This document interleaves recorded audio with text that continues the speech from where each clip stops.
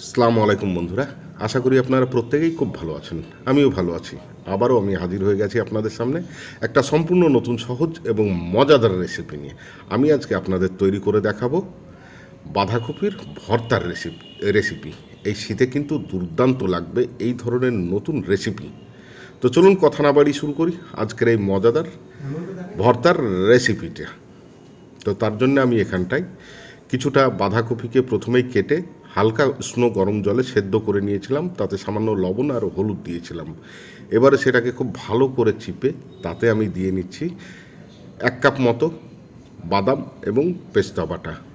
তারপর আমি এখানটায় দিয়ে দিচ্ছি দুটো ডিম। ডিমগুলোকে ভেঙে নিয়েছিলাম আগেই, সেই ডিম দুটো দিয়ে দিলাম। এবারে দিয়ে দিচ্ছি হাফ বাটি মতো মটরশুঁটি। এবারে স্বাদ অনুযায়ী লবণ। তারপর একটু কালারের জন্য দিয়ে দিলাম কাশ্মীরি লাল লঙ্কা। তারপর সমস্ত উপকরণগুলিকে খুব ভালো করে মাখিয়ে নেব। খুব ভালোভাবে মাখাতে হবে। তো এবারে এটাকে আমি রান্না করে নেব। তার জন্য গ্যাস ওভেনে আমি একটা কড়াই গরম করতে দিয়ে দিয়েছি। কড়াইটা গরম হয়ে গেছে। এবারে দিয়ে দেবো সামান্য পরিমাণে সর্ষের তেল। তেলটা যেই একটু গরম হয়ে যাবে তাতে দিয়ে দিচ্ছি আমি কিছুটা পাঁচফোড়ন আর কাঁচা পেঁয়াজ। এবার পেঁয়াজটা যতক্ষণ না ভাজা হবে ভালোভাবে, ততক্ষণ আমরা নেড়ে চেড়ে খুব সুন্দরভাবে পেঁয়াজটাকে ভেজে নেব। তো এই তো বন্ধুরা, আমাদের পেঁয়াজটা খুব সুন্দরভাবে ভাজা হয়ে গেছে। এবারে যে মিশ্রণটা বাঁধাকপির করে রেখেছিলাম সেইটাকে এখানটায় দিয়ে দেব। তারপর তেল আর পেঁয়াজের সঙ্গে খুব সুন্দরভাবে লো টু হাই ফ্লেমে ভালোভাবে নাড়িয়ে মাখিয়ে নেব। তো এই তো খুব সুন্দরভাবে আমার মাখানো হয়ে গেছে তেলের সঙ্গে আর পেঁয়াজের সঙ্গে।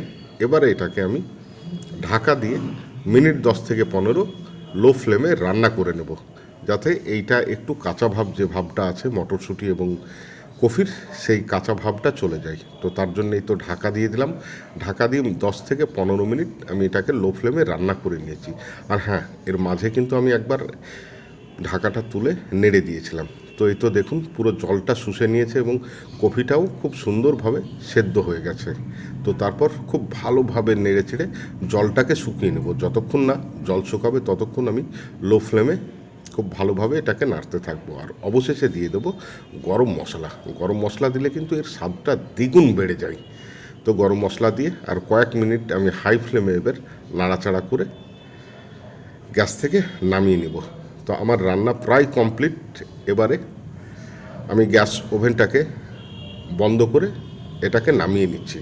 তারপর আপনাদের একটা প্লেটে সার্ভ করে দেখাচ্ছি যে কত সুন্দর হয়েছে আজকের আমার এই রান্নাটা। তো এই তো গ্যাসটা আমি বন্ধ করে নিলাম।